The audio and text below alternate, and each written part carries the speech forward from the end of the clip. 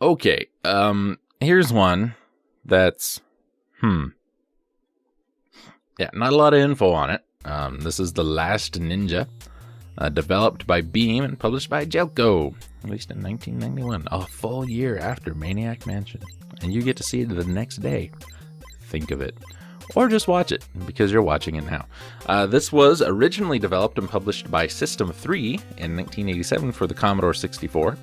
Other format conversions were later released for the Apple II GS, MS-DOS, BBC Micro, and Acorn Electron in 1988, the Apple II in 1989, the Amiga and Atari ST as Ninja Remix in 1990, and the Acorn Archimedes in 1991.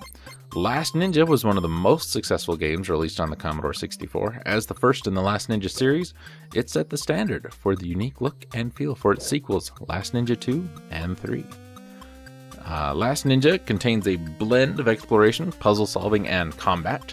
The object of the game is to guide the ninja protagonist Armakuni on his journey to the palace of the Eagle Shogun, Kunitoki, to assassinate him, avenging his clan, and retrieving the sacred scrolls. As the player progresses, Konotuni's henchmen become more challenging as they learn the ways of the ninja. The interface consists of the opponent's energy and collective inventory and the player's health. The world is viewed in an isometric perspective, allowing the player to move in 8 directions. Movements are relative to the direction Armakuni is facing, but restricted to predefined paths. Composure and precision must be used when navigating and jumping around obstacles, traps, and fatal features of the terrain.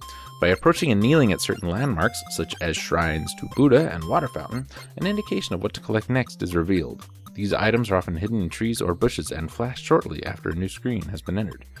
Attack moves are executed by combinations of directional controls with a fire button for attacking the opponent's head, torso, and legs. Weapons like the nunchaku, staff, shuriken, and smoke bombs can be equipped. The island of Linfen is split into 6 distinct enclosed sections, and they have to be tackled in a sequential order, each with their own unique challenges and items to collect. A large part of the program was developed for Mark Kale in Hungary. It was for more than a year by a team called Softview. System 3 took over the 85% completed game, and after the finishing strokes, it was released without listing the Hungarian team. Oh. The 7 members of Softview were not paid or given any recognition for their work. What? That ain't cool. The code was taken back to London by Kale, and the engine was rewritten by John Twitty, resolving the technical issues. Kale said, "Basically, the whole idea, the concept was mine. The vision of Last Ninja as an isometric adventure was something I was very passionate about.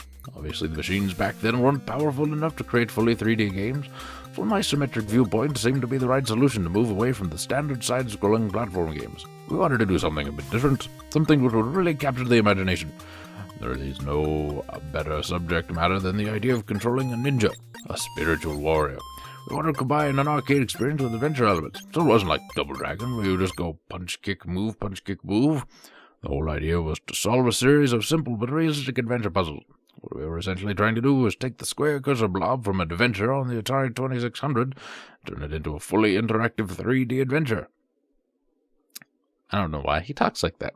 The game was originally developed for the Commodore 64. Other format versions were published by Activision in 87 for the Apple II, and in 88 for the Atari ST and MS-DOS. Superior Software published conversions for the BBC Micro, Acorn Electron in 1988, and the Acorn Archimedes in 92. The Amstrad CPC and ZX Spectrum versions never appeared despite being in production. It was re-released on the Virtual Console in Europe in 2008 as the 5th Virtual Console Commodore 64 title, and in North America in 2009, and was one of the first 3 Virtual Console Commodore 64 titles. Computer Gaming World stated there is no exaggerating the graphic excellence of Last Ninja. It was the most successful original game ever on the Commodore 64. In Europe, the sales of the Commodore 64 version alone were in excess of 750,000 units, and international multi-format sales exceeded 2 million units.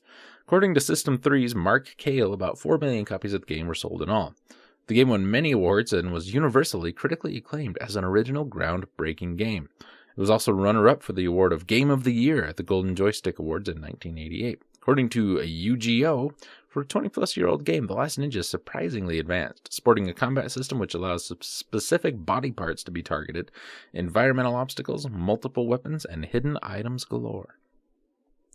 Generally comes in getting ranked pretty well. I'm surprised they do not mention the NES version in this article anywhere.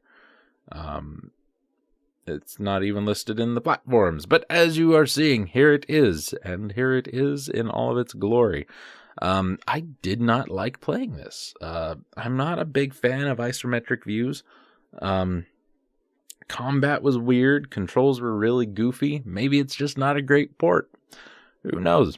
I've heard really good things about it. I've seen a lot of people talk about it and really positively. But this is one I'm probably gonna, I've played my 5 minutes of it.